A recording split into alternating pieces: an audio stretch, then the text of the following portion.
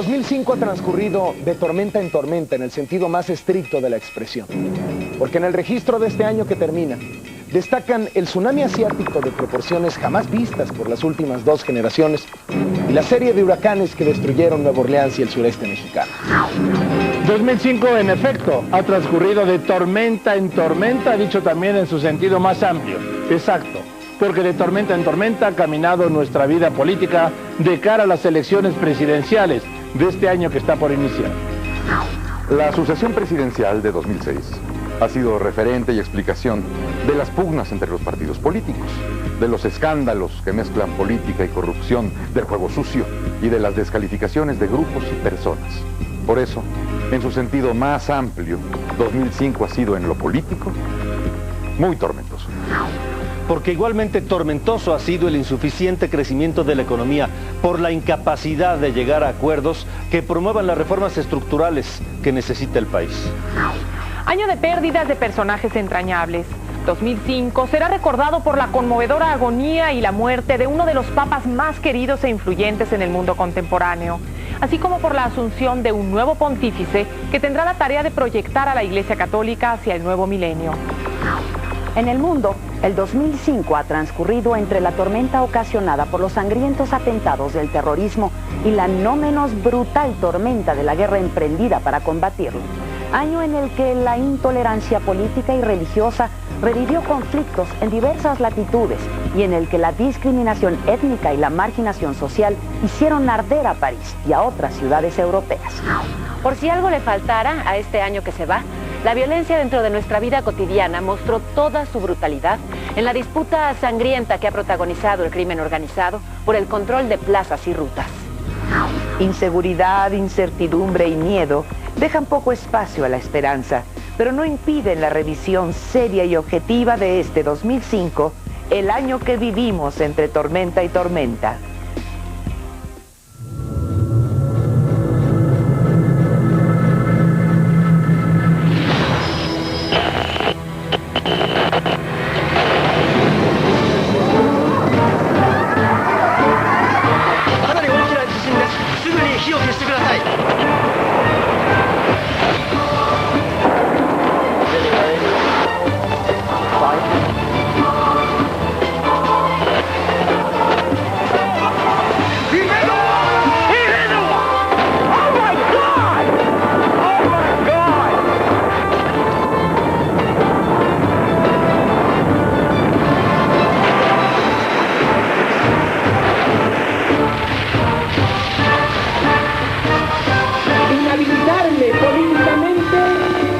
Para que mi nombre no aparezca en las boletas electorales de 2006. Mi gobierno a nadie impedirá participar en la próxima contienda federal. He tomado la decisión de no continuar en la contienda de mi partido. No hay duda que los mexicanos y las mexicanas están haciendo trabajos que ni siquiera los negros quieren hacer. El país está hecho un caos.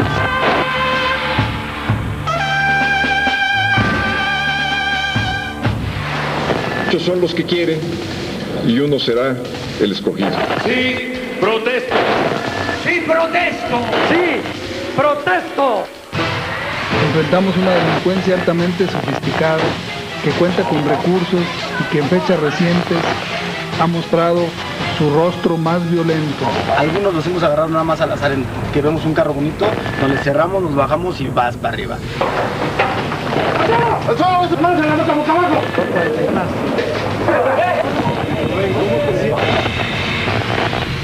Dios perdona hasta el peor criminal.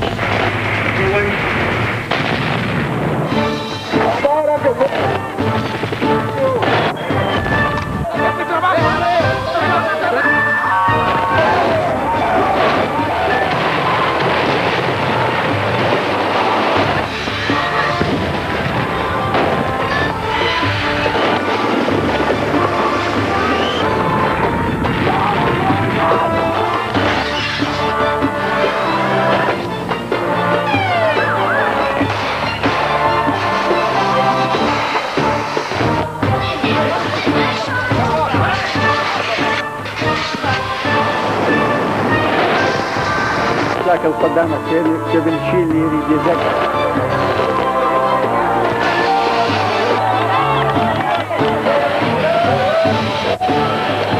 New Orleans Police Department.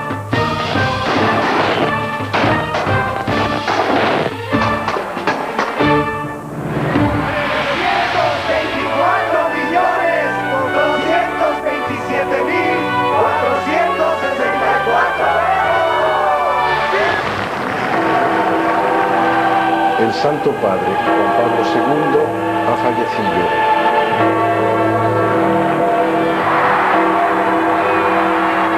Habemus Papam. Patris et Filii et Spiritus Sancti.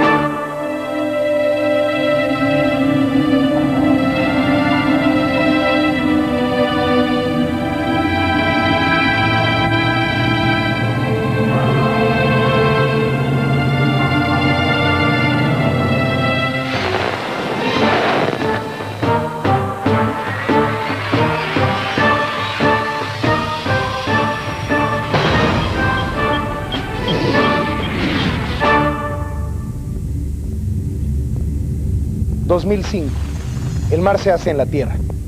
Los huracanes son más en número y mayores en fuerza. Lo mismo ocurre con terremotos, tornados, incendios forestales. Es la naturaleza que devasta, que arrodilla al ser humano, que vence sus construcciones y modifica geografías. Es la naturaleza y es quizá su forma de exigir respeto.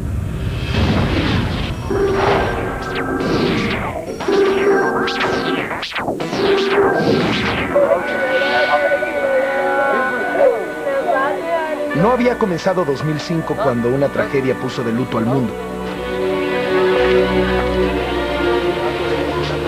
26 de diciembre del 2004, 6:58 de la mañana. Nada similar había ocurrido en 100 años. Era domingo y amanecía con el habitual desplante de belleza en el sureste asiático.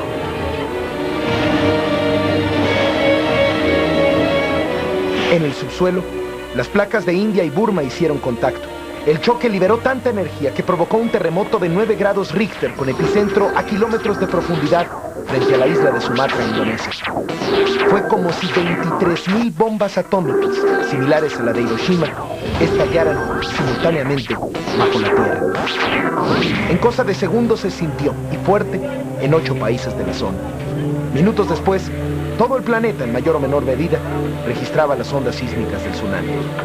Fue tan fuerte que movió de ruta al planeta, el eje alrededor del cual gira la Tierra, entre 5 o 6 centímetros. Eso fue lo que se sintió, pero no se vio. Porque lo que se vio resultó mucho más aterrador. Un mar que se retrajo para luego regresar en cosa de segundos con toda su furia.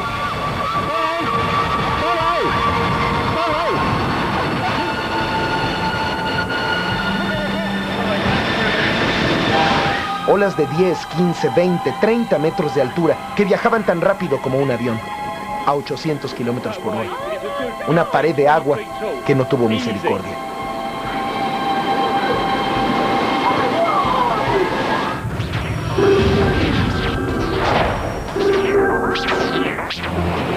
El primer golpe fue en Banda Aceh, Indonesia, contra pescadores y bañistas inicialmente, y después contra toda una ciudad.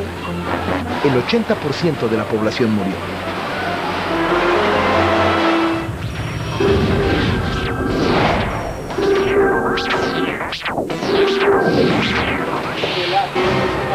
Dos horas después, Sri Lanka.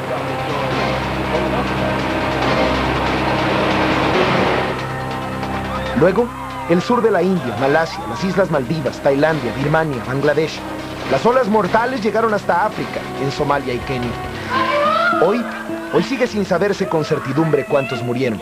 El saldo oficial, 288.000 personas. Además, 5 millones quedaron sin nada que comer y 1 millón perdieron sus viviendas. Indonesia cargó con el emblema de la catástrofe del tsunami. Solo ahí 228.000 personas murieron y 132.000 siguen desaparecidas. 6 meses después de la tragedia, esqueletos y cuerpos en estado de descomposición aún se encontraban en la calle. Y es que donde pegó el tsunami no quedó nada. El sismo cimbró las construcciones y la ola las remató. El agua y su furia esparcieron los destrozos. Banda H era mirar en cualquier dirección y encontrarse sin forma, 1,5 metros de escombros apilados. Y entre las piedras y los fierros, los muertos. En Sri Lanka la situación no fue menor. Más de 30,000 personas perdieron la vida y así le siguieron 11 países más. La Armada de México envió 3 barcos en auxilio de la población afectada. Las donaciones internacionales superan hasta hoy los 13,000 millones de dólares, pero a un año de la tragedia son insuficientes. El 2005 amanecía pues marcado por el tsunami, pero era solo el inicio. Las devastaciones naturales, las tragedias, seguirían una tras otra.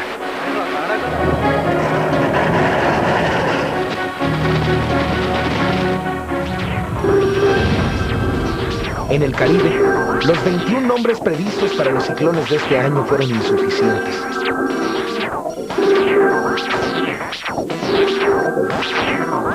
Por primera vez desde 1933, fue necesario recurrir al alfabeto griego para agregar alfa, beta, gamma, delta, epsilon. 26 tormentas tropicales fueron en 2005.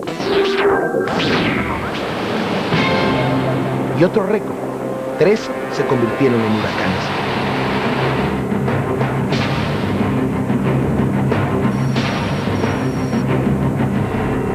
El más devastador, Katrina. Azotó el centro y el sur de los Estados Unidos con categoría 5 a finales de agosto.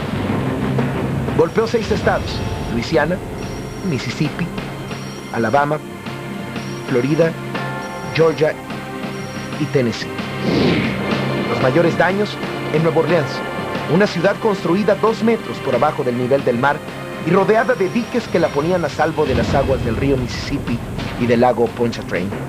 Pero no, al final no la pusieron a salvo. Katrina rompió los diques y al agua que venía del cielo se sumó la que ya estaba en la tierra. El lago vertió sobre la ciudad y la ciudad quedó ahogada. Las trompetas del jazz no suenan bajo el agua. La catástrofe, no la de un huracán, sino la de los diques que no iban a aguantar, había sido anunciada durante años. En Nueva Orleans vivían 500,000 de personas, 100,000 no evacuaron. En los días siguientes la ciudad se sumergió en el caos. La gente empezó a saquear los almacenes, buscando comida, buscando agua, pero también buscando armas. Rápidamente se organizaron bandas de delincuentes, lo que hizo más difícil e impidió en algunos casos la acción de las organizaciones de rescate. Fue necesario imponer la ley marcial y enviar 24,000 soldados para restaurar el orden. Soldados que pelearon en Irak, ahora combatían en su propia tierra y contra su propia gente. Los estadios se volvieron albergues, no bastaron. La emergencia sanitaria se extendió desde Florida hasta Luisiana por la descomposición de cadáveres bajo el agua. La Casa Blanca se declaró dispuesta a recibir cualquier ayuda del exterior. El imperio había sido vulnerado. En una misión humanitaria sin precedente, elementos del Ejército y la Marina de México cruzaron la frontera para ayudar en territorio de Estados Unidos. Por tierra, el convoy estuvo integrado por 45 vehículos con 270 toneladas de alimentos. El ejército repartió desayunos, comidas y cenas a todos los damnificados. Por mar, la Armada de México envió al buque Papaloapan con helicópteros, lanchas y vehículos anfibios. Por culpa de Katrina, casi 1,000 personas murieron, 4 mexicanos incluidos. Las pérdidas económicas superaron los 100,000 millones de dólares.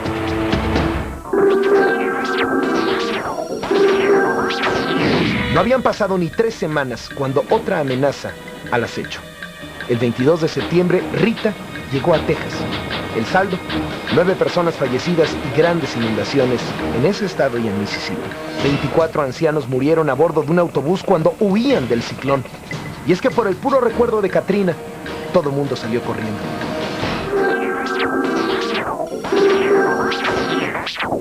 Emily, categoría 4, le pegó a Quintana Roo, Yucatán, Nuevo León y Tamaulipas. 10,000 tamaulipecos se quedaron sin hogar. Solo una persona murió.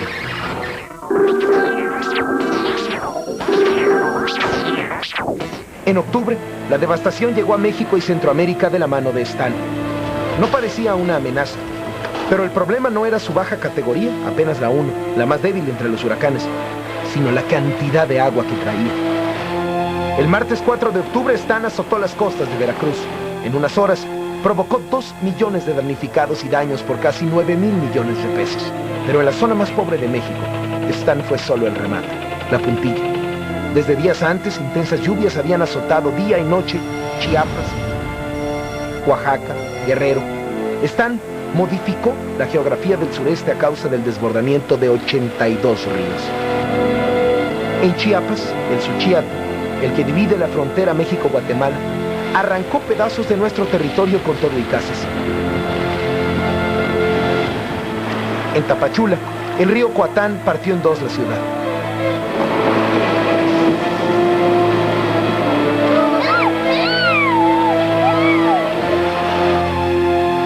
En su intento por escapar de la muerte, algunos quisieron ganarle el paso a los ríos. Quedaron atrapados. Otros desde los techos de sus viviendas pedían a gritos ayuda. Decenas de personas, desesperadas por huir de la furia del agua, lo arriesgaron todo. No había luz, no había agua potable, se acabó la comida y lo peor, no había modo de llegar a los sitios. De todos, el problema más crítico fue siempre la incomunicación. Las intensas lluvias no pararon en 13 días. 13 días sin tregua. Por tanto, la esquina de la República no solo estaba afectada, sino que estaba totalmente aislada. Comenzaron a flotar los primeros cadáveres y surgió el pillaje. Helicópteros de la Marina no se dieron abasto en las labores de rescate de personas y distribución de alimentos. México una vez más mostró su lado más noble. La sociedad se organizó para hacer llegar a Chiapas toda la ayuda posible. La Marina y el Ejército desafiaron las condiciones del tiempo para transportarla hasta las comunidades que llevaban días sin comer. Stan cobró la vida de 71 chiapanecos y dejó sin hogar a 31,000 familias. Pero a unos metros de Chiapas, tan solo del otro lado de la frontera, Guatemala sufrió más con la misma agua. Oficialmente murieron 663 personas, 844 jamás fueron halladas. El caso más emblemático fue el de Santiago Atitlán. Toneladas de lodo enterraron a este pueblo y sepultaron vivos a todos los habitantes. Lo que antes era una aldea, se tuvo que declarar cementerio. Cuando apenas iniciaba la reconstrucción de Stan, llegó Vilma, un monstruo de agua y viento que tocó tierra mexicana a mediodía del 21 de octubre. Y no se fue hasta 4 días después. Pegó con categoría 4, rachas de 285 kilómetros por hora y un diámetro de 750 kilómetros. Luego de barrer con la isla de Cozumel, la emprendió contra la península. Desde Cabo Catoche hasta Playa del Carmen, en Quintana Roo, una franja costera de 300 kilómetros. En Cancún, el principal destino turístico de nuestro país, se vivía el mayor desastre de la historia. Los hoteles quedaron en el cascarón, lo mismo hospitales y escuelas. Las casas con 1 metro de agua dentro. Las playas fueron invadidas por el mar, desaparecieron. Los ferries fueron juguetes de las olas. En la famosa zona hotelera, el mar se unió con la laguna. Era un solo cuerpo de agua que ahogaba Cancún. El huracán vulneró toda la playa de Cozumel. Hoteles, tiendas, restaurantes, centros comerciales que parecían obra negra. 3/4 partes de Isla Mujeres se inundó. Vilma también impactó sobre el oriente de Yucatán. 1 millón de damnificados. Y luego, lo nunca antes visto en México, la rapiña. La autoridad fue rebasada por los saqueos. La gente tuvo que defenderse sola. Era un Quintana Roo sin ley. La autoridad local no solo se vio rebasada, sino que fue cómplice de los saqueos. Hasta policías le entraron. Tuvieron que intervenir de emergencia las fuerzas federales. Y después del agua, la realidad. Sin turistas, sin servicios, sin empleo. Como nunca, el huracán. Como nunca, los saqueos. Pero también como nunca la gente se volcó a la reconstrucción cuando no había terminado de pasar la lluvia. Las pérdidas y daños por Vilma y Stan son millonarios. El presidente Fox calcula que el costo será de 30,000 millones de pesos. El gobierno federal aún se rasca los bolsillos en busca de los fondos suficientes para enfrentar la situación. Asegura que habrá ayuda económica para cada comunidad, para cada damnificado, pero a nivel internacional México fue reconocido porque población, gobierno y medios de comunicación son un ejemplo de actuación conjunta ante las tragedias. El mundo se admira porque en México las pérdidas son fundamentalmente materiales y no humanas. Y es que no son solo huracanes. Nada más en noviembre, 35 tornados mataron a casi 30 personas en 2 semanas en el centro y sureste de Estados Unidos. En Europa, cada año se habla de las peores inundaciones, las peores ondas de calor, las peores nevadas. Y los incendios forestales que también van al alza y continúan devastando. 500 millones de hectáreas en todo el mundo. Solo en Portugal, el fuego arrasó este año con el 10% de los bosques. Y los terremotos. Los sismos se suceden a lo largo de 2005, en Indonesia, en Chile, Los Ángeles, Japón, Perú. El peor fue en octubre. Un terremoto de 7.6 grados en la escala de Richter desapareció cientos de aldeas en Pakistán. Murieron más de 70.000 personas. En este 2005, motivos sobran para preocuparse por la furia de la naturaleza. A pesar de los pronósticos, aún estamos a tiempo de detener el deterioro de la naturaleza, de los ecosistemas, del medio ambiente en general, antes de que cada año digamos que es el peor, o en un futuro que ni siquiera podamos decirlo. Enero 4. Destituyen a Guillermo Montoya Salazar, director de la prisión de máxima seguridad de La Palma, luego del asesinato de Arturo Guzmán Loera, el Pollo, ocurrido el 31 de diciembre en el interior del penal. Enero 11. Científicos de la UNAM reconstruyen el rostro de una niña momificada hace 2300 años. Enero 20. George Bush rinde protesta en Washington para un segundo periodo como presidente de los Estados Unidos. Febrero 8. Entra en vigor el cese al fuego entre israelíes y palestinos. Febrero 22. Terremoto de 6.4 grados en escala de Richter sacude la provincia iraní de Kermán. Más de 600 personas murieron y otras 1000 resultaron heridas. Regresamos con las tormentas de la política. Y más adelante, la muerte del Papa y la sucesión en el Vaticano.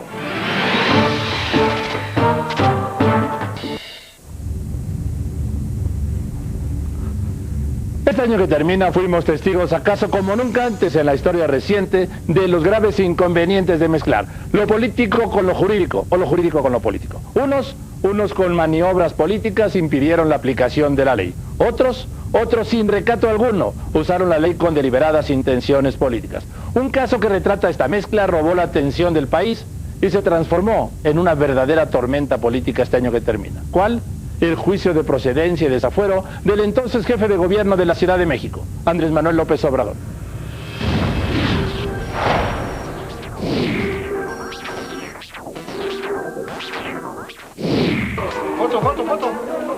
El jueves 7 de abril, la Cámara de Diputados quitó el fuero constitucional al entonces jefe de gobierno del Distrito Federal, Andrés Manuel López Obrador, para que pudiera ser procesado por desacato judicial. Un juez le había ordenado detener la construcción de una calle en el terreno privado llamado o conocido como El Encino. El Ministerio Público Federal insistía en que López Obrador no había acatado la orden de un juez, por lo que incurría en el delito de abuso de autoridad. Y el gobierno del presidente Fox argumentaba que la ley estaba y está para cumplirse sin condiciones y sin excepciones. López Obrador negaba una y otra vez haber desobedecido al juez y alegaba que se trataba de un complot en su contra. Insistía, cuantas veces podía, que se enfrentaba a una maniobra deliberada tendiente a frenar sus aspiraciones presidenciales. De esa maniobra responsabilizaba a un grupo de personajes de la vida política nacional. El presidente Fox, a su vez, acusaba a López Obrador de engañar a la sociedad con el tema del desafuero. En febrero y marzo, la polarización social generada por la discusión sobre el desafuero llegó a extremos preocupantes. López Obrador organizó esta marcha el 27 de marzo. Fue contra el desafuero y la convocó ante la inminencia de que la Cámara de Diputados diera paso al juicio de procedencia, el desafuero. Al lugar a proceder. El viernes 1 de abril, la sección instructora de la Cámara de Diputados aprobó, por 3 votos contra 1, proceder al juicio de desafuero de López Obrador y convocaba a los diputados a erigirse en juzgado de procedencia para el jueves 7 de abril. Aquel día por la mañana, jueves 7 de abril, el jefe de gobierno de la Ciudad de México encabezaba un mitin en el Zócalo anunciando que aún desde la cárcel buscaría la candidatura presidencial del PRD. En San Lázaro iniciaba el juicio de procedencia, culminando con el desafuero que dio paso, en medio de la creciente polarización social, al procedimiento judicial. La mañana del miércoles 20 de abril, antes de que se conociera la consignación del expediente López Obrador, 2 diputados locales del PAN acudieron a un juzgado a pagar una fianza en su nombre. Horas más tarde, el Ministerio Público Federal consignaba el caso ante el Juzgado 12º Penal y solicitaba orden de comparecencia, no de aprehensión, de comparecencia. Que el Ministerio Público dispuso de la libertad personal del citado indiciado, sin que estuviera satisfecho el presupuesto consistente y que estuviera a su disposición, pues al otorgar esa libertad, López Obrador no estaba detenido, ni había en su contra pendiente de ejecutar una orden de detención ministerial fundada en la urgencia. A los 2 días, el domingo 24 de abril, se realizó una marcha multitudinaria de apoyo a López Obrador que partió del Museo de Antropología. La marcha culminó con un mitin en el Zócalo. Al mismo tiempo, el Ministerio Público Federal preparaba la nueva consignación penal del expediente López Obrador. Pero el miércoles 27 de abril, el presidente Fox anunciaba el cese del Procurador General de la República, Rafael Macedo de la Concha, y la revisión del caso López Obrador, dándole con esto un vuelco al caso. A la semana siguiente, el miércoles 4 de mayo, la Procuraduría General de la República dictaminaba que López Obrador era el presunto responsable de un delito, pero que no ejercitaría acción penal en su contra porque no había claridad en la sanción que correspondía a ese delito. El desafuero de López Obrador no fue el único desencuentro ocurrido este año en el gobierno del presidente Fox, ni el cese del procurador Macedo de la Concha, la única remoción en el gabinete. A lo largo del año, el presidente Fox y la Cámara de Diputados sostuvieron una controversia histórica entre dos poderes de la Unión por el presupuesto de este año 2005. El presidente Fox reclamaba ante la Suprema Corte de Justicia de la Nación su derecho a vetar el presupuesto e impugnaba las modificaciones que por más de 80,000 millones de pesos le había hecho la Cámara de Diputados. Queda en manos de este máximo tribunal la definición de las atribuciones que, de acuerdo con la ley, corresponden al Poder Ejecutivo y a la Cámara de Diputados en la definición final del presupuesto. El martes 17 de mayo, la Corte anulaba las partidas impugnadas por el Ejecutivo y las devolvía a la Cámara de Diputados para que ésta, la Cámara, en todo caso, la ratificara con las 2/3 partes de sus votos. Como los diputados no fueron capaces de conformar esa mayoría calificada, 2/3 partes, el lunes 10 de octubre resolvieron por mayoría simple descongelar los 80,000 millones de pesos impugnados, recursos presupuestales estos que empezaron a aplicarse de última hora, al finalizar el año. Este año fueron varios los ajustes que realizó el presidente Fox en el gabinete, el de los llamados secretarios de Estado. Nunca he sido ni seré obstáculo para que el presidente de nuestro país tome las decisiones que como jefe del Estado mexicano le corresponde. En medio del desafuero de Andrés Manuel López Obrador, el general Rafael Macedo de la Concha fue sustituido el jueves 28 de abril por el actual Procurador General de la República, Daniel Cabeza de Vaca. Y a esa remoción, la primera del año en el gabinete, habrían de seguir otras 7.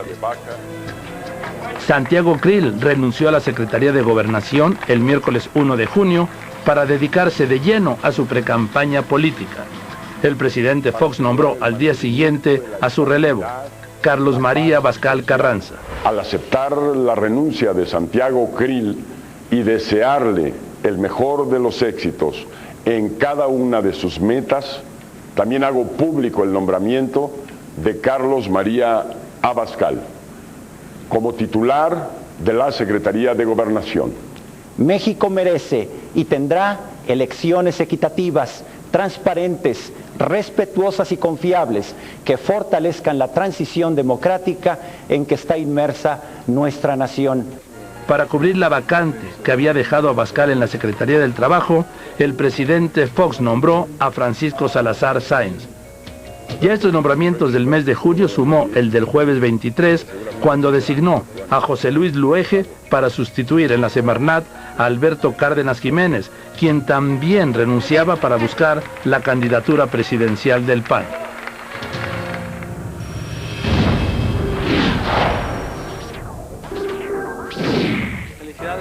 El miércoles 21 de septiembre murió el secretario de Seguridad Pública Federal, Ramón Martín Huerta, el hombre más cercano al presidente del gabinete, al desplomarse en la sierra de Huixquilucan el helicóptero en el que viajaba hacia el penal de alta seguridad de La Palma. Para sustituirlo, el presidente designó a Eduardo Medina Mora. El lunes 26 de septiembre renuncian Fernando Elizondo a la Secretaría de Energía para buscar una senaduría y Javier Usabiaga a la de Agricultura para buscar una gubernatura, la de Guanajuato, que fue a perder. Fueron sustituidos el miércoles 28 de septiembre por Fernando Canales Clarión a Energía y Francisco Mayorga Castañeda a Agricultura. En medio de irreconciliables diferencias con la dirigencia nacional y parte del gabinete presidencial, Santiago Levy renunciaba a la dirección general del Instituto Mexicano del Seguro Social el lunes 3 de octubre. Fue sustituido por Fernando Flores, a quien le tocó enfrentar y resolver uno de los más complicados desencuentros de este año que termina. Trabajadores del Seguro Social protestaban así durante la segunda semana de octubre. Habían emplazado a huelga para el primer minuto del domingo 16 de aquel mes de octubre. Millones de derechohabientes, millones y millones, temían quedarse sin atención médica. La negociación estaba entrampada por el rechazo a la entrada en vigor de un nuevo régimen de pensiones y jubilaciones aprobado por el Congreso en 2004. La noche del viernes 14 de octubre, ante la inminencia de una huelga de efectos impredecibles en el ánimo social, se impuso la negociación. El sindicato del IMSS aceptó finalmente los nuevos términos del régimen de pensiones y jubilaciones y la huelga quedó conjurada. Este año el presidente Fox no disminuyó el ritmo de sus viajes al extranjero, ni su participación en cumbres internacionales. Igual estuvo en la capital de Rusia y en la exrepública soviética de Ucrania que en España, Marruecos, Bolivia, Jamaica, Belice, Honduras. El presidente Fox intervino en Escocia en la cumbre anual del Grupo de los Ocho, el G8, en Panamá, en la cumbre de países del Caribe, y en Salamanca, España, en la cumbre iberoamericana. Además, asistió a la Asamblea General de la ONU y participó en las cumbres de la APEC en Seúl y en la de las Américas en Mar del Plata, Argentina. El rechazo al libre comercio expresado en las calles argentinas el viernes 4 de noviembre alcanzó las deliberaciones de los jefes de Estado y Gobierno de la Cumbre de las Américas. El presidente Fox defendió el Acuerdo de Libre Comercio para las Américas, el ALCA, y esa posición lo enfrentó primero al presidente argentino, Néstor Kirchner. El presidente Fox se ocupe de México. A mí me votaron los argentinos y yo me voy a ocupar de los argentinos como corresponde. Este diferendo se resolvió por los conductos diplomáticos, cosa que no ocurrió con el desencuentro que el mismo tema, el de libre comercio, provocó entre los presidentes de México y Venezuela, quien había encabezado, el venezolano Chávez, actos de protesta contra el libre comercio en la cumbre de Mar del Plata. Qué triste que un presidente de un pueblo como el pueblo mexicano se preste a ser un cachorro del imperio. No se meta conmigo, caballero, porque sale espinado. Las ofensas verbales del presidente Chávez al presidente Fox y la negativa venezolana a ofrecer una disculpa al gobierno de México dieron lugar a que el gobierno Fox retirara a su embajador en Caracas y redujera al mínimo la relación diplomática. No obstante la afinidad en temas como el de libre comercio, México y Estados Unidos no pudieron acercarse este año del todo en temas cruciales como la seguridad fronteriza y la migración. Los presidentes Fox y Bush solo tuvieron un par de encuentros fugaces en cumbres internacionales. Y así, así de tormenta en tormenta transcurrió el año en el gobierno del presidente Fox. Su relación con los poderes de la Unión, con sus contrincantes políticos y con por lo menos un par de gobiernos latinoamericanos estuvo marcada por desencuentros. Marzo 28. Inauguran en México la exposición Faraón, el culto al sol en el Egipto antiguo. Abril 2. Muere en el Vaticano el Papa Juan Pablo II a los 84 años de edad. Abril 6. Muere el príncipe de Mónaco Reinero III. Abril 19. Humo blanco en el Vaticano. El cónclave de cardenales elige al alemán Joseph Ratzinger como el nuevo Papa Benedicto XVI. Abril 27. El Senado aprueba el voto de mexicanos en el extranjero en las elecciones de 2006. Sí. Regresamos con la carrera presidencial rumbo a 2006 y más adelante, el mundo y la guerra.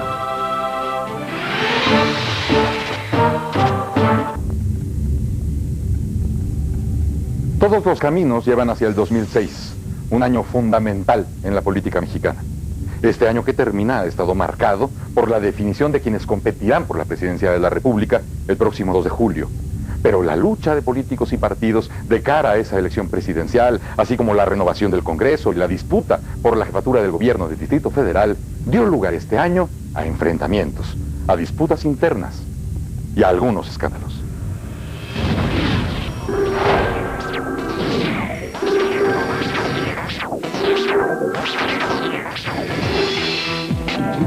Desde el inicio de este 2005, un grupo de gobernadores del PRI acordó designar una candidatura presidencial de unidad para hacer frente a las aspiraciones del líder nacional de este partido, Roberto Madrazo. Así nació el TUCOM, en donde Tomás Yarrington, Arturo Montiel, Manuel Ángel Núñez Soto, Enrique Martínez y Martínez y Enrique Jackson realizaron un proceso nacional que duró 7 meses. Determinamos que el aspirante que de manera acumulada obtiene la mayor cantidad de puntos es Arturo Montiel Rojas. El 4 de agosto se anunció que el candidato del TUCOM sería Arturo Montiel, quien estaba por concluir en esos días su mandato como gobernador del Estado de México. Pero Montiel no llegó a la meta de la elección interna del PRI para definir la candidatura presidencial de ese partido. Noticieros Televisa, a través del cristal con que se mira, exhibió el 10 de octubre documentos que mostraron diversas operaciones financieras realizadas por la familia Montiel, objeto de una investigación a cargo del gobierno federal. En esta indagatoria se descubrieron depósitos por más de 35 millones de pesos que se realizaron entre el 2000 y el 2001 a distintas cuentas a nombre de Juan Pablo Montiel Yáñez, hijo del precandidato presidencial. La Secretaría de Hacienda y Crédito Público, a través del SAT, del Sistema de Administración Tributaria, estaba realizando una investigación de los movimientos financieros de Arturo Montiel y su familia. También se mostró el contrato de compra-venta de un terreno ubicado en Metepec, operación por 21 millones de pesos realizada por Arturo Montiel Yáñez, otro de los hijos del ex gobernador del Estado de México. Además, se exhibieron documentos respecto a la compra de residencias en la zona de Valle de Bravo, realizadas por Mot Versini, esposa del precandidato tricolor. Las operaciones de los hijos de Arturo Montiel Rojas y de su esposa detonaron un escándalo. He tomado la decisión de no continuar en la contienda de mi partido. La declinación de Arturo Montiel, ocurrida el 20 de octubre, dejó prácticamente abierto el camino a Roberto Madrazo para la candidatura presidencial priista. Y el 13 de noviembre ganó el proceso interno y se convirtió en el candidato presidencial del Revolucionario Institucional. Aún como candidato, Roberto Madrazo no ha podido dirimir diferencias con quien fuera en el PRI su secretaria general. La maestra Elba Ester Gordillo, después de largas ausencias por enfermedad, no logró suceder a Madrazo en la presidencia nacional del PRI y entró en franco choque con el candidato presidencial de ese partido. Un debate periodístico entre los dos personajes así lo reveló. Pero dime si modificaste o no los estatutos del sindicato para volverte a reelegir como dirigente. No es cierto, ¿no? Y haré todo lo que pueda porque no llegues aquí, porque los mexicanos no se merecen eso.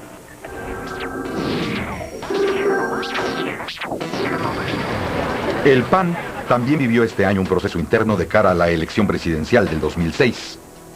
Participaron Alberto Cárdenas Jiménez, Felipe Calderón Hinojosa y Santiago Krill Miranda. Como parte de este proceso interno, Noticiero Televisa le presenta esta noche el debate entre los 3 precandidatos del PAN a la presidencia de la República. El exsecretario de Gobernación llegó a esa contienda con pronósticos anticipados de triunfo. Sin embargo, la noche del domingo 11 de septiembre, Felipe Calderón rompió la quiniela y sorprendió ganando la primera etapa de la primera ronda panista. Siguieron 2 etapas más, el 2 y el 23 de octubre. Felipe Calderón logró consolidar su victoria y obtuvo la candidatura presidencial del PAN el 23 de octubre. Un país crecimiento... Andrés Manuel López Obrador es el único abanderado de las tres principales fuerzas políticas del país que caminó solo, de principio a fin, hacia la candidatura presidencial de su partido, el PRD. No obstante el peso histórico de Cuauhtémoc Cárdenas Solórzano en ese partido, López Obrador obtuvo con holgura la candidatura presidencial. Este año que termina, hubo elecciones locales en 10 estados de la República. En 8 de ellos se eligió gobernador.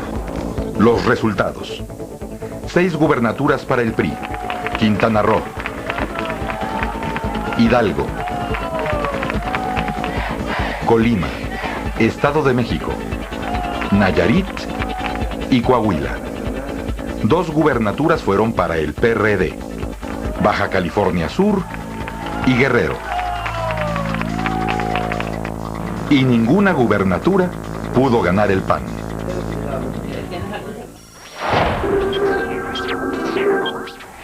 En Colima se vivió una situación excepcional. Las elecciones ordinarias se habían celebrado el 6 de julio de 2003, pero el resultado fue impugnado. Tocó al Tribunal Electoral anunciar su anulación y convocar a nuevas elecciones. Estas se realizaron el 7 de diciembre de este mismo 2003. Las ganó el priista Gustavo Vázquez Montes. ¡Sí! ¡Protesto! Pero no llevaba ni 14 meses en el poder cuando el 24 de febrero de este año pierde la vida en un accidente aéreo. El Congreso de Colima nombró a un gobernador interino y convocó elecciones para el 10 de abril. El PRI ratificó su victoria con Silverio Cavazos. Este 2005 no fue ajeno a las tormentas políticas y a los escándalos. Esto tiene que ver, como le decía yo al principio, con sobornos, con corrupción. ¿Se acuerdan? El 14 de noviembre, en una investigación especial de El Cristal con que se mira, se documentó un presunto soborno en el Consejo Estatal Electoral de Guerrero. Hace un año, en diciembre de 2004, la empresa Samesa, dedicada a la fabricación de material electoral y que ganó el concurso para fabricar la papelería en los comicios estatales de febrero de 2005, entregó un cheque a Alejandro Ortiz Hernández, ex consejero electoral de Guerrero, por un monto de 3.250.000 pesos. La empresa habría entregado también dinero en efectivo a Víctor Manuel Trani, otro consejero electoral. Pero el escándalo también rondó la residencia de Los Pinos. La escritora argentina Olga Warnat publicó el libro Crónicas Malditas, donde denunció la influencia de Marta Sagún en el ejercicio del poder y el presunto tráfico de influencias de los hijos de la primera dama. Marta Sagún demandó por daño moral a la escritora argentina el 2 de mayo y su esposo, el presidente Fox, la respaldó públicamente. El 28 de junio, sin embargo, la Cámara de Diputados instala una comisión legislativa para investigar las denuncias de tráfico de influencia de los hijos de la esposa del presidente. Y el 22 de julio, la señora Marta Sagún rechaza haberse excedido en gastos personales y entrega para ser subastada la ropa adquirida con una partida presupuestal autorizada por el Congreso para eventos protocolarios. En el año 2004 y 2005 no se ha usado de esa partida ni un centavo para ropa del presidente y de su esposa. Este 2005, el escándalo también alcanzó a Marcelo Ebrard, candidato del PRD a la jefatura de gobierno del Distrito Federal.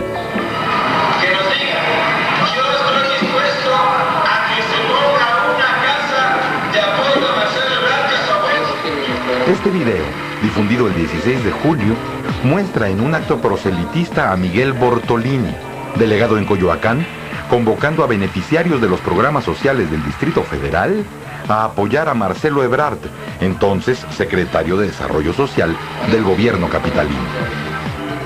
El 9 de agosto, el PRD suspendió los derechos partidistas a Bortolini, tras la difusión del video con Ebrard. El 11 de noviembre, el periódico Reforma publicó información sobre 2 videos más de la saga de Carlos Ahumada.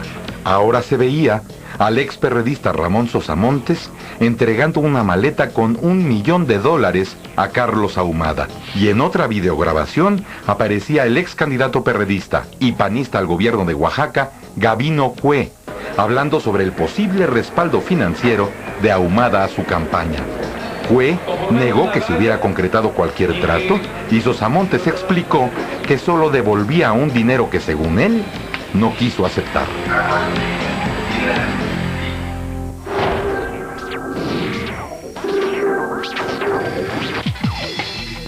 El Congreso de la Unión no fue ajeno a los escándalos.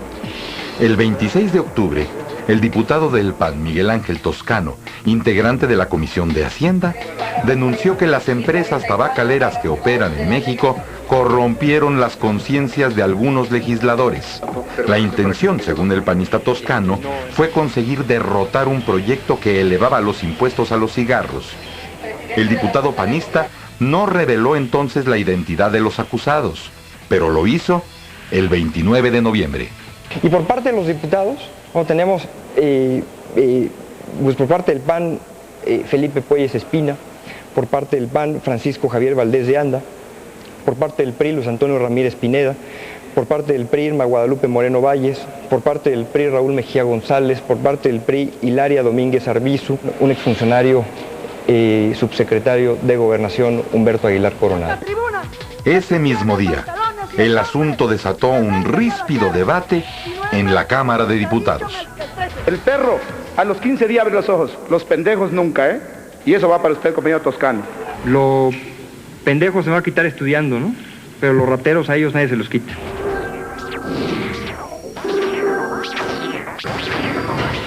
Y el escándalo también tocó las puertas de la Secretaría de Gobernación. El 27 de octubre se supo que la Coordinadora General de Protección Civil de Gobernación, Carmen Segura Rangel, estaba siendo investigada por la Secretaría de la Función Pública. La razón, presuntas irregularidades en el uso de recursos del Fondo Nacional de Desastres Naturales, el FONDEN. Nunca he desviado un solo peso de los recursos del Fondo de Desastres Naturales. El viernes 25 de noviembre, Función Pública dictaminó que dichas irregularidades habían sido cometidas y Segura Rangel fue cesada, inhabilitada por 10 años del ejercicio público y multada con más de $1 millón. La sucesión de 2006 ha marcado los tiempos y los ritmos de la política mexicana y ha sido la causa de fondo de muchos de los escándalos políticos registrados en este año de tormentas. Mayo 10. El gobierno aplica a exfuncionarios de Petróleos Mexicanos la mayor multa de la historia. 2.800 millones de pesos por el caso Pemex Gate. Mayo 25. Muere en la Ciudad de México, a los 84 años, el filántropo y empresario de origen español, don Antonio Oriza Canadilla. Mayo 30. El volcán de Colima registra la mayor explosión en 20 años. Regresamos con la situación de la economía. Y más adelante, la inseguridad imparable.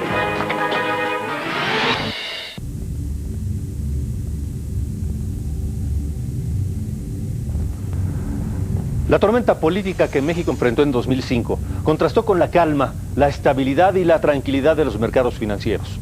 Durante el año que termina, la inflación alcanzó niveles mínimos históricos. Las tasas de interés disminuyeron de manera ordenada. El riesgo país se redujo considerablemente. La moneda nacional se mantuvo fuerte y las reservas internacionales aumentaron a niveles nunca antes vistos.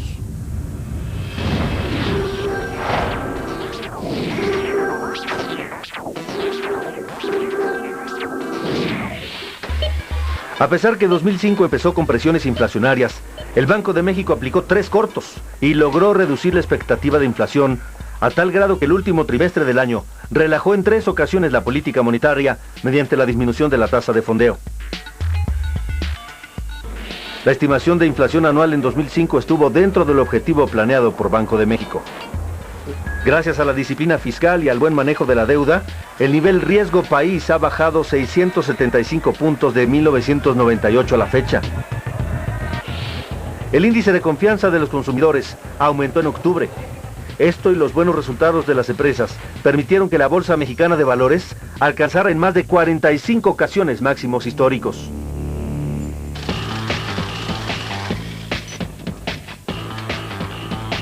La moneda se mantuvo fuerte. Empezó el año en 11 pesos con 50 centavos por dólar y en el último trimestre se mantuvo por debajo de los 11 pesos por dólar, lo que significó que por primera vez en 3 años se interrumpiera la depreciación del peso. La fortaleza de nuestra moneda fue resultado de la entrada de capitales derivados de los elevados precios del petróleo y las remesas. El precio promedio de la mezcla mexicana de petróleo superó este año los $40 por barril.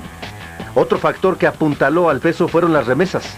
Trabajadores mexicanos en Estados Unidos enviaron a sus familias $20,000 millones, lo que equivale prácticamente a la mitad de las remesas que se captan en toda América Latina. Para algunos especialistas han sido precisamente las remesas las que han ayudado a reducir la pobreza.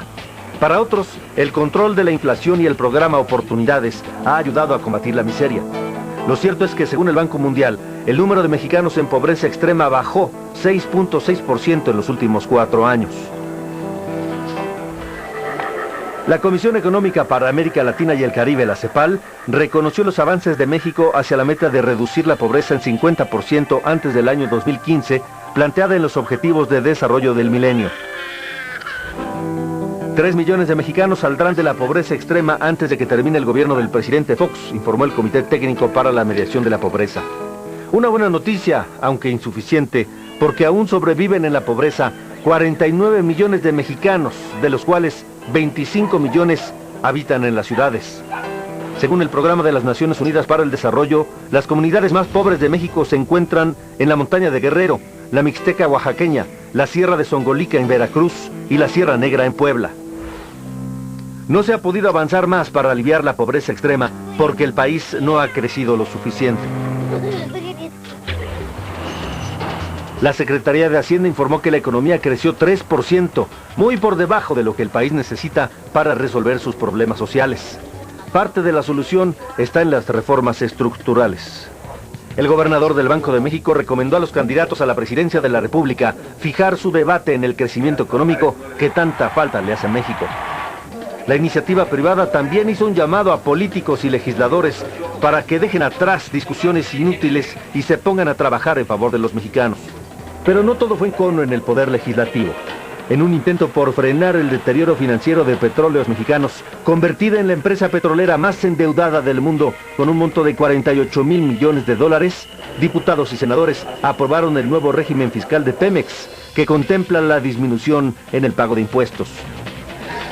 En este mismo marco, la Cámara de Diputados aprobó por mayoría la nueva ley del mercado de valores, que entre otras cosas, dará mayor transparencia al mercado bursátil, permitirá la entrada de más empresas a la Bolsa Mexicana de Valores y modernizará el régimen de delitos y sanciones.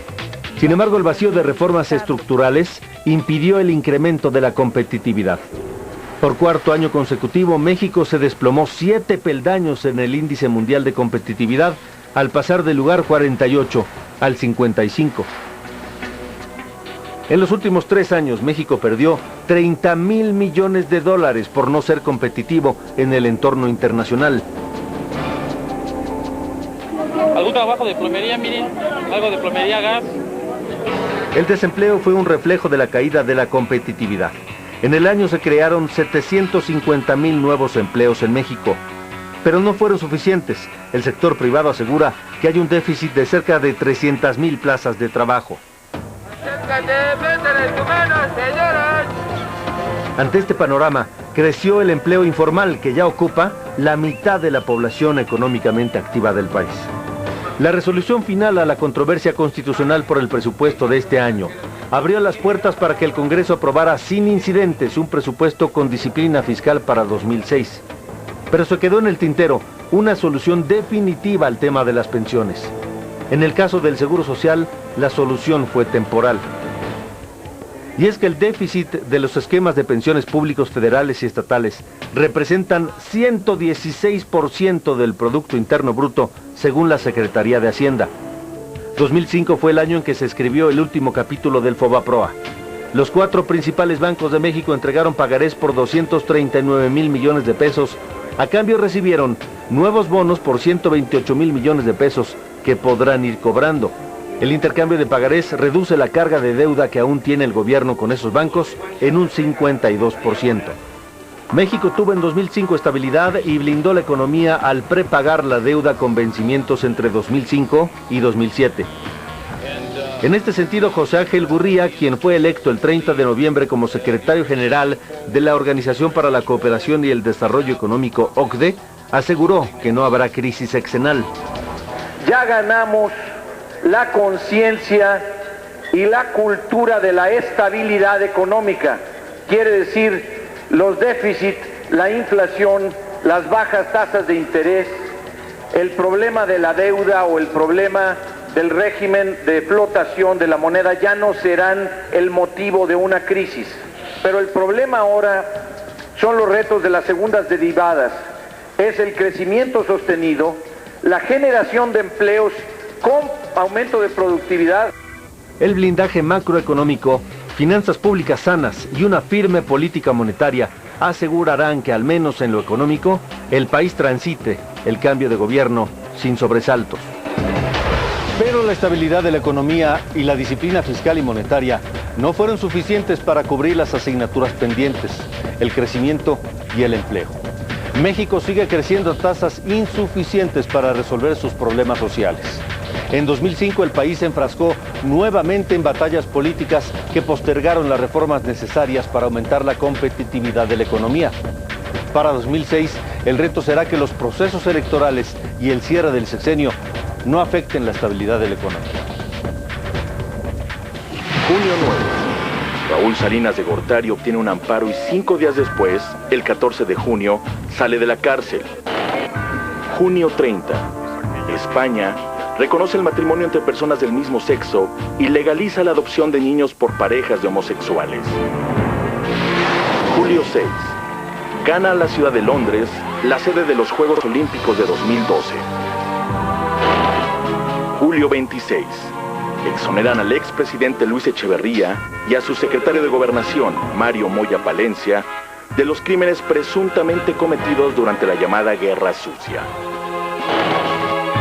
Regresamos con la muerte en el Vaticano y más adelante la inseguridad y la violencia del crimen organizado. 2005 fue el año de la muerte de un papa, el año de la muerte de Juan Pablo II.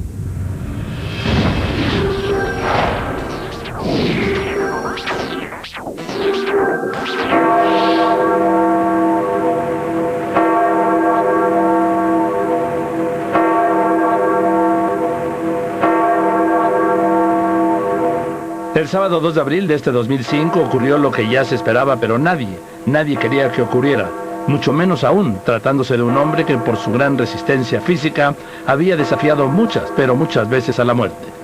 Aquel sábado 2 de abril a las 9:37 de la noche, tiempo de Roma, expiraba en sus aposentos del Palacio Apostólico del Vaticano Juan Pablo II, el Papa número 264 de la historia. The Holy Father, John Paul II, died this evening at 9:37 in his private apartment. Terminaba así un largo pontificado de 26 años, 5 meses y 16 días, el segundo más extenso en la historia, solo superado por el de Pío IX, con 31 años y 7 meses. Culminaba así también una lenta y dolorosa agonía que había comenzado el domingo 30 de enero de este mismo año 2005. Nadie imaginaba que la fría mañana del domingo 30 de enero de este año iba a ser el punto de partida de aquella agonía. Aquel mediodía Juan Pablo II rezó el Ángelus como todos los domingos, pero con dificultades notables para respirar. Vi saluto nuovamente ai bambini, ai ragazzi e la Cinere. Al terminar la oración, 2 niños que lo acompañaban soltaron 2 palomas como símbolo de la paz. Las palomas se negaban a emprender el vuelo y revolotearon alrededor del Papa por varios minutos, el Papa, quien permanecía allí, en el balcón del Palacio Pontificio, expuesto al frío del invierno romano. Aquella mañana del 30 de enero, el Papa era víctima de una fuerte gripe. Al día siguiente, el martes 1 de febrero, la sala de prensa de la Santa Sede informaba que el Papa cancelaba todas sus actividades para el miércoles, incluyendo la audiencia general.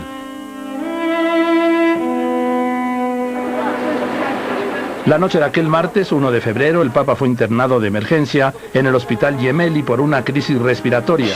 El mismo policlínico que había conocido desde mayo de 1981, después de que el día 13 de mayo el turco Mehmet Ali Agca atentara contra su vida en un hecho que marcaría su vida y su pontificado. El Vaticano precisó que el Papa había sido internado por una laringotraqueitis aguda. Juan Pablo II pasó 9 días hospitalizado. El inicio de la Cuaresma lo sorprendió en una cama de hospital. Por primera vez en 26 años de pontificado, no celebraba la misa del miércoles de ceniza. El Papa fue dado de alta el 10 de febrero de 2005 y regresó al Vaticano.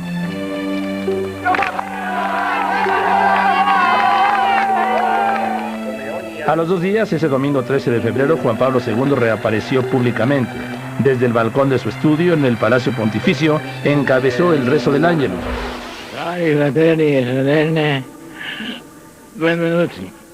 Pero solo pudo dar un breve saludo de bienvenida a los fieles.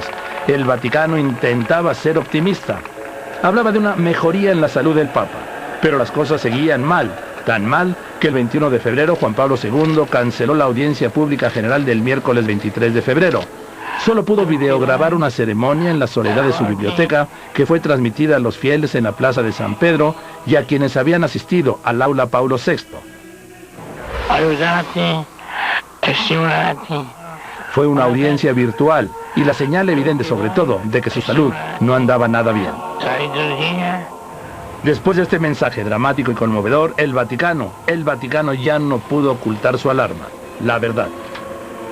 El jueves 24 de febrero, Juan Pablo II tuvo una recaída y volvió a ser hospitalizado de emergencia. La crisis respiratoria tocaba fondo. Ese mismo jueves, por la noche, se le practicó una traqueostomía para ayudarlo a respirar. Según los expertos, la operación le devolvía al Papa la capacidad de respirar, pero le quitaba la de hablar. Se empezó a hablar entonces una vez más de una abdicación, posibilidad que Juan Pablo II siempre rechazó. A los pocos días, sin embargo, el cardenal Joseph Ratzinger, el poderoso prefecto de la doctrina de la fe, revelaba que el Papa le había hablado en el hospital, algo que médicamente sorprendía. Pero el propio Papa habría de confirmarlo la mañana del domingo 13 de marzo, desde la ventana del 10º piso, de su 10º piso del Hospital Gemelli. Grazie per la vostra visita. A tutti, buona domenica, buona settimana.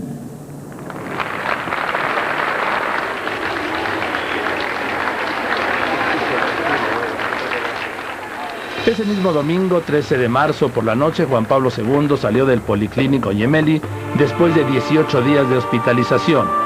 Volvió al Vaticano con una cánula en la garganta que le ayudaba a respirar bien. Todavía no era dado de alta médicamente. El Vaticano anunciaba que Juan Pablo II descansaría y no tendría actividades en la ya inminente Semana Santa. Pero 5 días después, el viernes 18 de marzo, volvía la alarma. El Papa había sufrido una recaída por sus problemas respiratorios.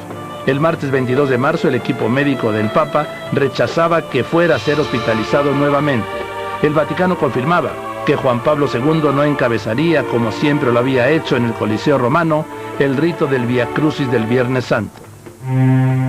El miércoles 23 de marzo, el Papa tuvo otra fugaz aparición pública, esta vez desde la ventana de su departamento. Su fragilidad era dramática. Aún así, el jueves 24 de marzo, el Papa siguió por televisión desde su habitación las ceremonias del Jueves Santo. El Viernes Santo, desde la capilla de sus aposentos, siguió el rito de la Vía Dolorosa también por televisión. Las imágenes fueron difundidas por el Vaticano. El Papa apareció solo, así, y de espaldas, sosteniendo una cruz. Nunca se le vio el rostro. Incluso se llegó a decir que aquel hombre no era Juan Pablo II, pero lo era. el cardenal Ratzinger tuvo que declarar que Juan Pablo II seguía gobernando la Iglesia con absoluta lucidez. Y para confirmarlo, el Papa Juan Pablo II fue mostrado al mundo el domingo 27 de marzo en una repleta plaza de San Pedro. Juan Pablo II se asomó a su ventana para encabezar el último rito de la Semana Santa y dar la bendición, Urbi et Orbi. Su esfuerzo no le alcanzó para impartir la bendición y dar su mensaje.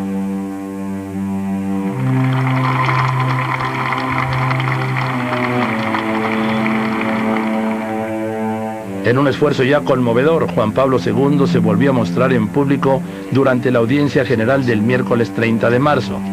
Fue desde la ventana de su estudio. Solo logró dar la bendición a los miles de fieles que lo aclamaban. Nada más la bendición.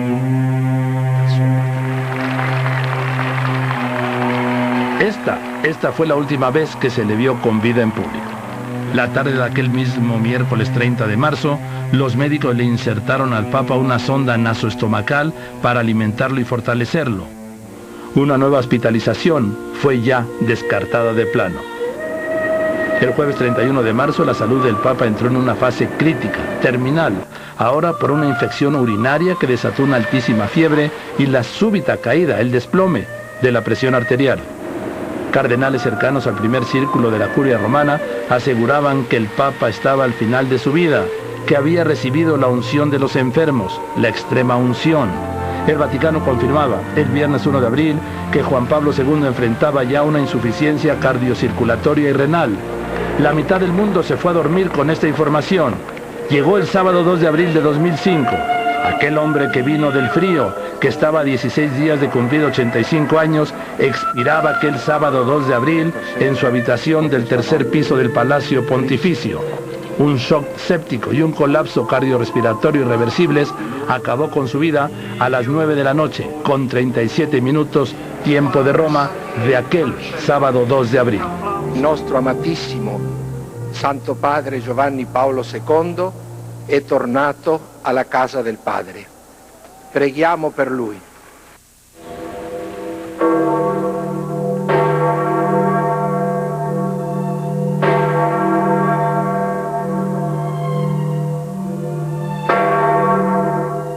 El cadáver del Papa Juan Pablo II fue expuesto en la Basílica de San Pedro durante 5 días. Cientos de miles de dolientes llegados de todo el mundo desfilaron ante su catafalco.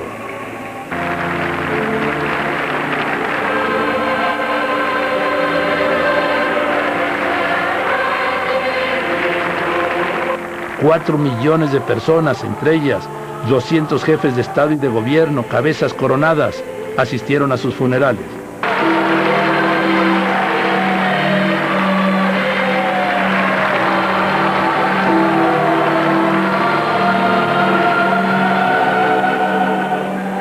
El viernes 8 de abril de 2005, Juan Pablo II fue sepultado en las grutas vaticanas después de una imponente despedida. 10 días después de los funerales de Juan Pablo II, el lunes 18 de abril comenzó en el Vaticano el primer cónclave del milenio. 115 cardenales se reunieron en la Capilla Sixtina para elegir al sucesor de Juan Pablo II. La tarde de aquel mismo lunes 18 de abril hicieron una primera votación. De la chimenea de la capilla salió humo negro. Aún no había nuevo papa, era el primer día. El martes 19 de abril se celebraron 2 votaciones matutinas sin nada. El humo negro indicaba que ninguno de los 115 cardenales tenía los votos necesarios para ser papa. Por la tarde de aquel mismo martes 19 de abril, después de la 4ª ronda de votaciones, la chimenea de la Capilla Sixtina arrojó una leve, tenue columna de humo. Muchos lo vieron negro, pero era blanco y ya había papa. En este momento yo puedo afirmar que el humo es franca y decididamente blanco, Valentina. Estoy viendo que las campanas todavía no suenan, las campanas de la basílica que acompañarían, que confirmarían que este humo es blanco, pero el humo que estamos viendo en este momento es definitivamente blanco. Eran las 5 de la tarde con 52 minutos tiempo de Roma. Eran las 10 de la mañana con 52 minutos tiempo de México.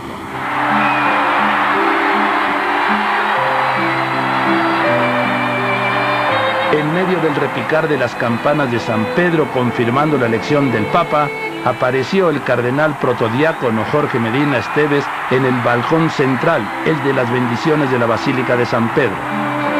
Habemus Papam.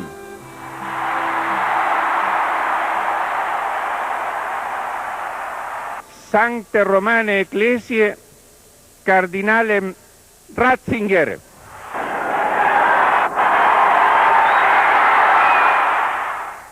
Benedicti XVI.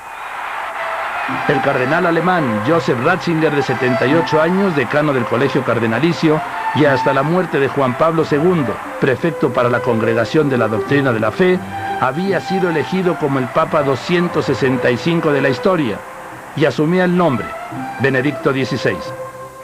I signori cardinali hanno eletto me, un semplice e umile lavoratore nella vigna del Signore.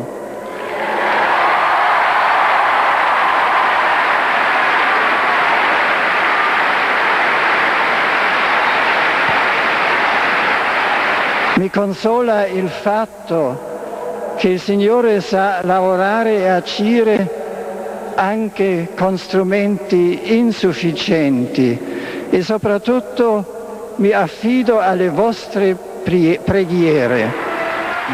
Y después daba su primera bendición apostólica, Urbi et Orbi, a la ciudad y al mundo. Sancti Apostoli Petrus et Paulus, de quorum potestate et auctoritate confidimus, ipse intercedant pro nobis ad Dominum. Amen. Et benedictio Dei omnipotentis, Patris, et Filii, et Spiritus Sancti, descendat super vos, et maneat semper.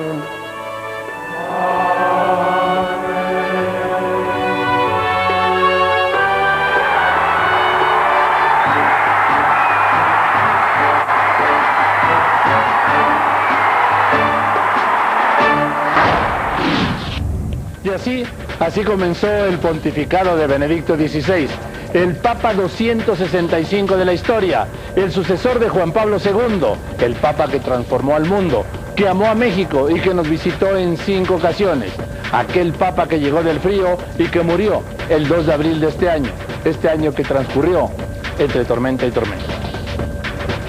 Agosto 14. Se estrella en Atenas un avión Boeing 737 de la compañía Helios. 121 muertos. Agosto 29. El huracán Katrina golpea la costa estadounidense de Luisiana. Se inunda Nueva Orleans y es prácticamente destruida. Agosto 30. En el cañón del Sumidero, Chiapas, recogen más de 1.200 toneladas de basura luego de 3 días de suspensión a la navegación. Septiembre 15. Violenta explosión en el tianguis de cohetes de Tultepec, Estado de México. Regresamos con el aumento de la violencia criminal. Y más adelante, el mundo, la guerra y el terrorismo. De tormenta en tormenta, llegamos a la que desató la violencia del narcotráfico. 2005 será recordado como el año en que el narco se apoderó de la frontera norte. Uno de sus hechos más violentos se registró el 27 de julio, cuando la guerra por el control del tráfico de drogas se enfrentó a 2 grupos armados.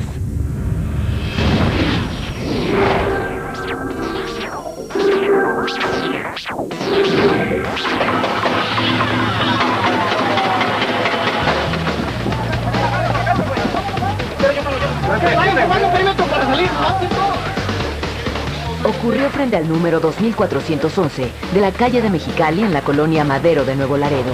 Esta casa de seguridad del narcotráfico recibió impactos de bazooka, granadas y balas de diferentes calibres.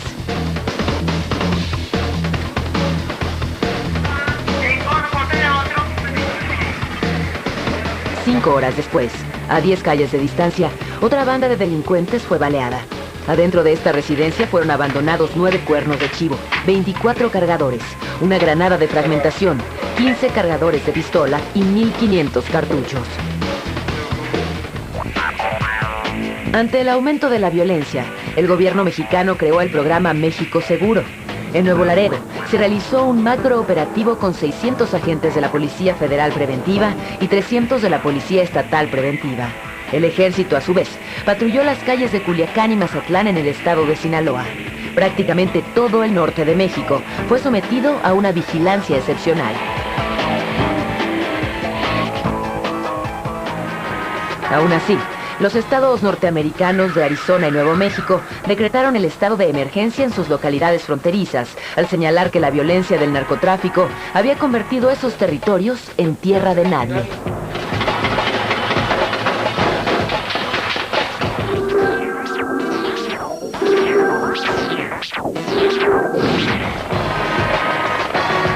Corrupción e inseguridad pusieron en jaque a las prisiones de alta seguridad. A su interior llegaron las venganzas y las ejecuciones del crimen organizado.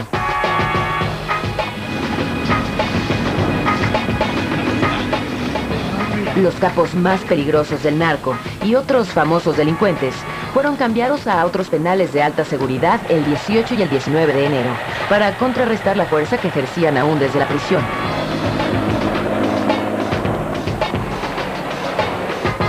Fuerzas de Seguridad Pública Federal reforzaron la vigilancia en esos penales y el ejército se ocupó de resguardar los alrededores.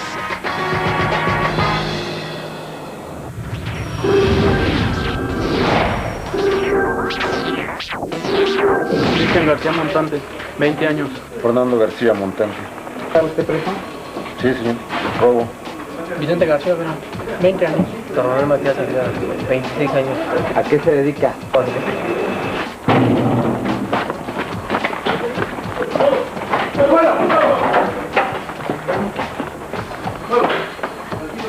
Otro dolor de cabeza para las autoridades fueron los secuestros. Hay uno, agentes federales, señor.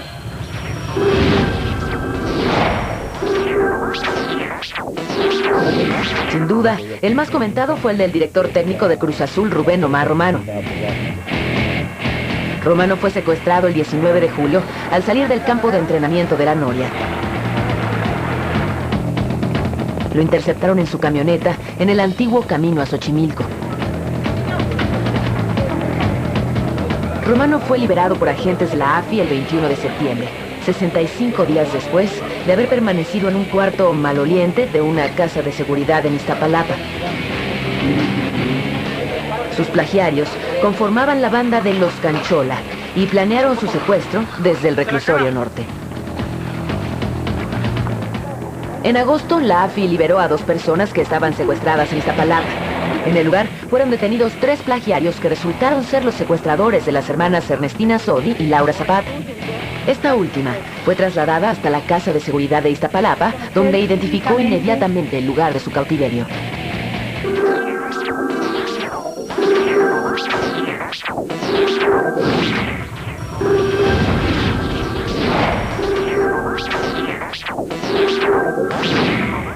En la Ciudad de México, una de las expresiones de la inseguridad que más atrajo la atención de la comunidad fue el de los asesinatos seriales de ancianas.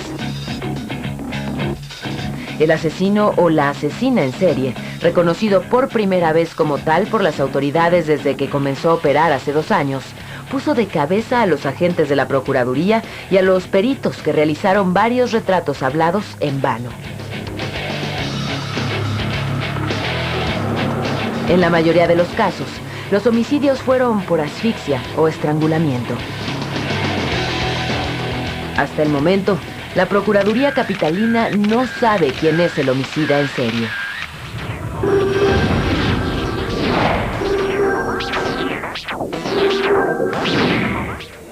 El 25 de agosto, en un hecho sin precedente, se logró el mayor decomiso de dólares en el Aeropuerto Internacional de la Ciudad de México.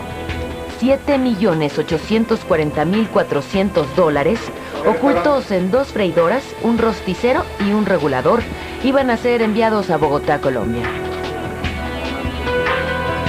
Es el mayor aseguramiento en numerario, no solamente en la historia del aeropuerto de la Ciudad de México, sino en toda la República Mexicana. El robo en cajeros automáticos y la clonación de tarjetas de crédito fueron delitos recurrentes este año. En julio, por ejemplo, fue detectada esta carcasa falsa sobrepuesta en uno de los cajeros automáticos de la Colonia del Valle de la Ciudad de México. El dispositivo contenía las mismas leyendas que las originales. Era difícil darse cuenta a simple vista. Este modo de operar fue utilizado por los delincuentes para capturar la información de la banda magnética de las tarjetas para después clonarlas. Cada año, la clonación de tarjetas de crédito y débito le cuestan al sistema bancario más de 30 millones de dólares. La violencia y la inseguridad siguieron siendo este 2005 que termina una tan lamentable como inocultable realidad de nuestro país.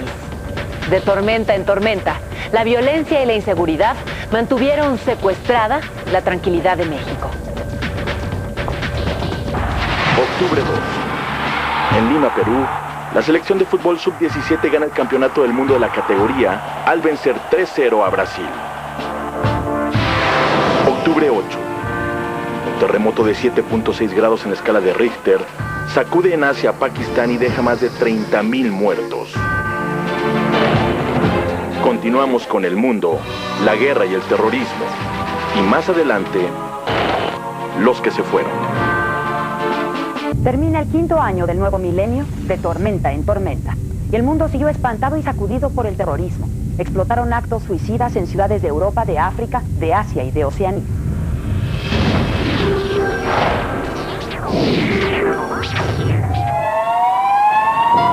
Es el 10 de febrero. La zona cercana a la Feria de España en Madrid se convirtió en un infierno. Un coche con dinamita dejó 43 heridos. No sabíamos si era un terremoto, si era una bomba o lo que era. La gente ha empezado, un terremoto, no, una bomba, que ya ha avisado a la policía.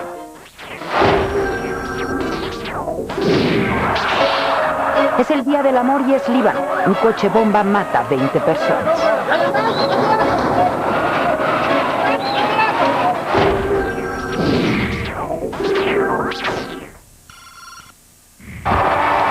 Es el día 7 del mes 7 y es Londres. La fiesta de la noche anterior por ganar la sede olímpica para el 2012 despierta al día siguiente con una pesadilla. 4 explosiones combinadas con un mecanismo de relojería cimbran 13 estaciones del metro y despedazan un autobús de doble piso. La primera a las 8:51 minutos en la estación Liverpool. La segunda a las 8:56 en Piccadilly. La tercera es a las 9:17 minutos en Edgware Road. Y la cuarta a las 9:47 en la Plaza Tavistock. Los atentados dejan 52 muertos, 700 heridos. Al Qaeda Europa reivindica el atentado, el peor de la historia. 15 días después vuelve el pánico. 3 bombas, otra vez, en 13 estaciones del metro. En esta ocasión no hay víctimas.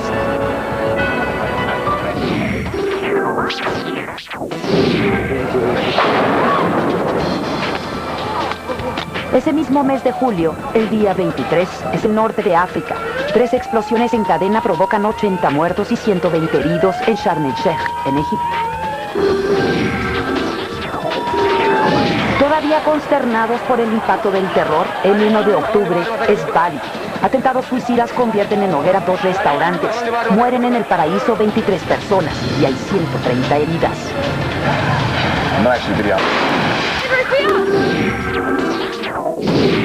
El 13 de octubre, un hombre da la vuelta al mundo. Es Nalchik, la República de Kabardino, Bulgaria, en la lodosa cordillera del Cáucaso ruso. La guerrilla islámica ataca a un tiempo edificios de gobierno, cuarteles policíacos y el aeropuerto.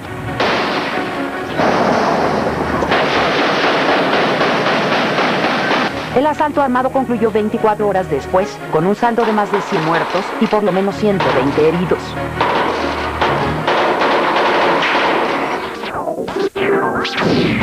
Pero la agenda del terror del 2005 todavía tiene fechas. Es el 9 de noviembre, es Amán, Jordania. 2 suicidas y un coche bomba explotan en 3 hoteles. Las víctimas, otra vez como en Bali, son turistas de distintas nacionalidades. El saldo ahora, 59 muertos, 103 heridos. El año que termina, sin embargo, también abrió la puerta a la esperanza. Luego de 11 años de negociaciones, el 26 de septiembre, el ejército republicano irlandés, el ERI, declaró el fin de su lucha armada. Pero Europa siguió dando de qué hablar. Los inmigrantes de las excolonias francesas en África, los olvidados, los desheredados de la tierra, en 21 noches hacen que arda París. El infierno comenzó el 27 de octubre. 2 muchachos perseguidos por la policía mueren dentro de un transformador y suben el switch del descontento y de la ira. En los primeros 15 días de violencia una persona murió, 8.700 vehículos fueron quemados. Los disturbios callejeros se expandieron a Bélgica, Alemania y Portugal. Para detener los disturbios, el 7 de noviembre el gobierno francés autoriza imponer el toque de queda, que será vigente hasta el próximo febrero.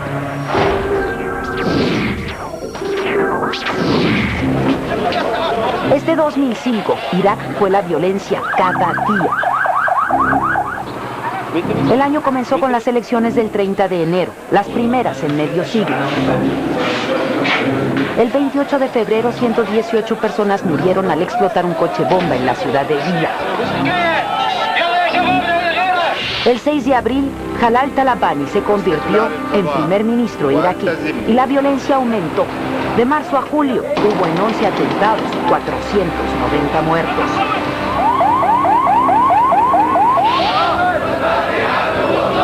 En agosto comenzó la redacción de la nueva constitución iraquí, que fue aprobada en referéndum el 15 de octubre. El 31 de octubre el pánico al terrorismo provocó una estampida humana. El rumor a las puertas de la fe de una mezquita sobre la presencia de un atacante suicida convirtió el puente sobre el río Tigris en un verdadero infierno. En Bagdad hubo más de 960 personas muertas. En el segundo semestre del año la violencia volvió a golpear a Irak. En un mes, 10 coches bomba estallaron en Bagdad. 130 personas perdieron la vida y el 29 de septiembre 99 personas murieron y 124 sufrieron heridas al explotar un coche bomba en Balad. 2005 pasa la historia como el año en que Saddam Hussein se sienta en el banquillo de los acusados. Es el 19 de octubre, el día en que comienza el histórico juicio. En el reguero de hojas amarillas de su otoño, el dictador debe responder por la muerte de más de 140 chiitas, un proceso que no escribe aún su último capítulo. El año que termina todavía deja muchos pendientes en la guerra contra el terror. El nuevo blanco es Irán, en abierto desafío al mundo libre. El 8 de agosto reinició actividades la poderosa planta nuclear de Isfahan. Además, otro capítulo sigue abierto en este mundo en conflicto. 2005 tampoco fue suficiente para que israelíes y palestinos avanzaran hacia la paz. El 8 de febrero, el primer ministro israelí Ariel Sharon y el presidente de la Autoridad Nacional Palestina, Mahmoud Abbas, acordaron un cese el fuego. La tregua duró 15 días. El 25 de febrero, un atentado suicida en una discoteca de Tel Aviv dejó 5 muertos. El 12 de julio, otro, en un centro comercial provoca 5 muertos y 90 heridos.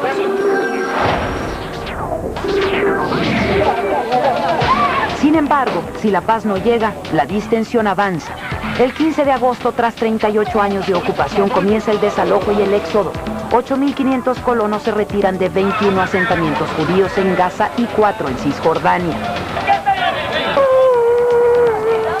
Hubo resistencia, enfrentamientos, llanto y protesta. Pero el 24 de agosto, la historia, al menos en esos territorios, comenzó a ser distinta. Y es que el 28 de agosto, un palestino se hizo explotar en una estación de autobuses en Beersheba. Deja 20 personas heridas. El 26 de octubre, la tragedia es en un mercado. Otro suicida se hace explotar en Hadera, provocando 5 muertos y 30 lesionados. Estados Unidos comenzó el 2005 con el segundo mandato del presidente George Bush, quien tomó posesión el 20 de enero. George Walker Bush.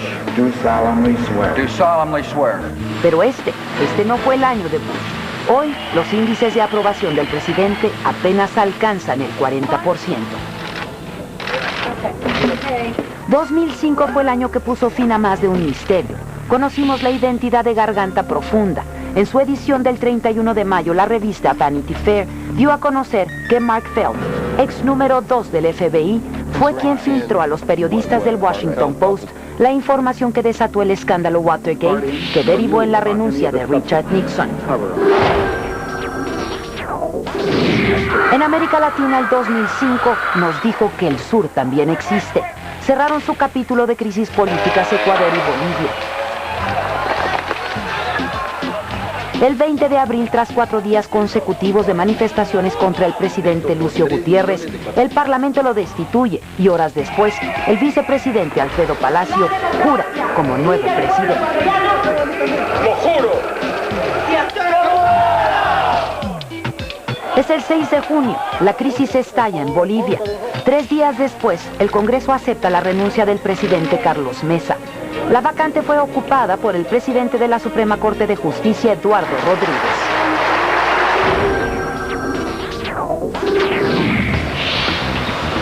El 2005 fue de renovación para la OEA. La renuncia de Miguel Ángel Rodríguez, expresidente de Costa Rica, por cargos de corrupción en su país, abrió una terna. 3 eran los candidatos: Luis Ernesto Derbez, secretario de Relaciones Exteriores de México; José Miguel González Insulza, ministro del Interior de Chile; y el exmandatario de El Salvador, Francisco Flores. Flores se retiró, el proceso se estancó y Derbez e Insulza empataron. Finalmente Derbez también se retiró y dejó el camino libre a Insulza, quien el 2 de mayo se convirtió en secretario general de la Organización de Estados Americanos. 2005 fue año de sombras y de luces. El 26 de julio el hombre regresó al espacio en el transbordador espacial Discovery. 7 and liftoff of Space Shuttle Discovery, beginning America's new journey to the moon, Mars and beyond. La misión fue seguida hora por hora, día tras día por todos. 7 astronautas estuvieron en riesgo de quedar perdidos en el espacio por una falla. Sin embargo, la expectación dio paso a la alegría y al asombro. Por vez primera en la historia de la NASA se realizó una caminata espacial en pleno vuelo. La falla fue reparada y el 9 de agosto, después de 14 días, el Discovery, con sus 7 tripulantes, aterrizó en la base Edwards, en California. El año que termina se va y deja una amenaza latente. En septiembre, la ONU dijo: no sabemos cuándo, pero llegará, y será una pandemia que azote al mundo. Es la gripe aviar. Una pandemia de esta enfermedad dejaría en su primera fase la muerte de 150 millones de personas. De octubre a la fecha, en 2 meses, han habido casos en Rumania, en Croacia, en la Gran Bretaña, en China, en Kuwait, en Turquía y en Rusia. En Asia, 64 personas han muerto por esta enfermedad. Concluye así el capítulo internacional de Tormenta en Tormenta. Y se va el 5.º año del nuevo milenio, donde la esperanza disminuye y lo que crece es el miedo, donde la guerra y el terrorismo hacen de la muerte asunto cotidiano. Noviembre 6. Aprenden en Chile Alberto Fujimori. Noviembre 7. Toque de queda en París para enfrentar los más violentos disturbios de la historia reciente de Francia. Regresamos con otras catástrofes y más adelante, los que se fueron.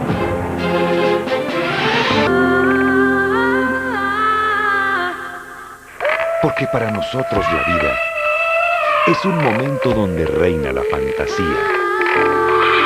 Televisa.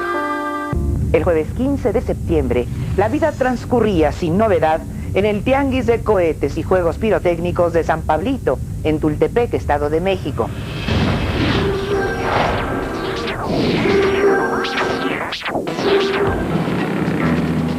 Los fabricantes de cohetes y cohetones se disponían a aprovechar el mejor día de ventas del año por las celebraciones del Día de la Independencia, cuando de pronto se cimbró el suelo y un ruido ensordecedor envolvió el ambiente.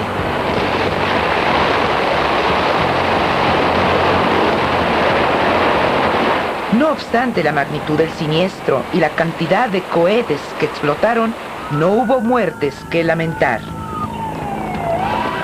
En este 2005 que termina, ocurrieron varios accidentes en instalaciones de petróleos mexicanos, los más graves en los estados de Veracruz y Tabasco. A principios del año, diversas enfermedades afectaron a los habitantes de Coatzacoalcos, Veracruz, como resultado del derrame de 10,000 litros de petróleo provocado por el estallido de un ducto de Pemex. Y no había transcurrido mucho tiempo cuando en Agua Dulce, Veracruz, un derrame de etano, también en ductos de Pemex, provocó una explosión que dejó en la zona un daño ambiental de consideración. 3 meses después, también en Veracruz, una fuga de amoníaco en un tramo del ducto que corre de Cozoleacuaque a la terminal de Pajaritos dejó 5 personas muertas por intoxicación. En julio de 2005, estalló otro ducto de gas de Petróleos Mexicanos a 8 kilómetros de Comalcalco, en Tabasco. 2 adultos murieron y 3 niños sufrieron graves quemaduras. Todos estos accidentes hicieron crecer el reclamo de mayor mantenimiento y seguridad en las instalaciones de Petróleos Mexicanos. La polémica sobre el uso de embriones humanos para investigaciones médicas se radicalizó este año. Científicos de Gran Bretaña y Corea del Sur anunciaron la clonación de 11 embriones, con la técnica empleada en la oveja Dolly, para ayudar a pacientes de enfermedades como el Parkinson, la diabetes y el Alzheimer.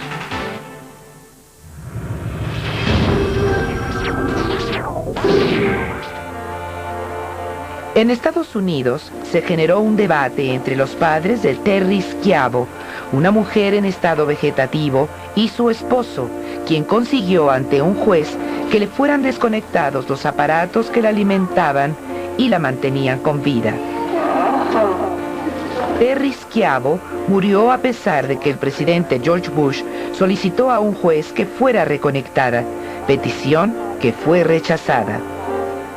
En México, una propuesta del PRD para legalizar la eutanasia, es decir, la muerte asistida, provocó polémica entre diversos sectores del país. La Iglesia, apoyada por el secretario de Gobernación y por el PAN, se pronunció en contra de la eutanasia. El PRD y otras voces pidieron detener el sufrimiento de los enfermos terminales. Este año, Televisa continuó a la vanguardia en el fortalecimiento de nuestros valores, así como con la comunicación con la juventud, con las campañas Celebremos México, 100 frases a 400 años de Don Quijote y Espacio 2005, entre otras muchas acciones. Diciembre 3. Por 9ª ocasión, el Teletón supera la meta. 324.227.464 pesos. 16 de diciembre. La Cámara de Representantes de los Estados Unidos aprueba una nueva ley antiinmigrante. 18 de diciembre. Evo Morales gana la presidencia de Bolivia.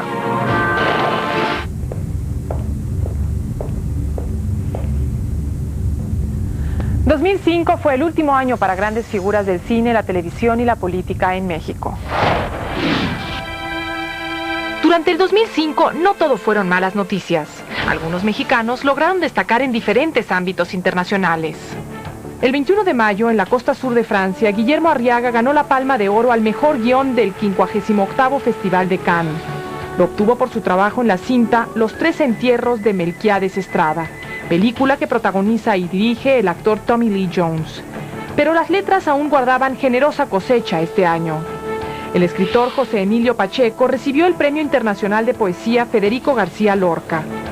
Sergio Pitol obtuvo el Premio Cervantes, el más destacado que se entrega a las letras españolas en el mundo entero.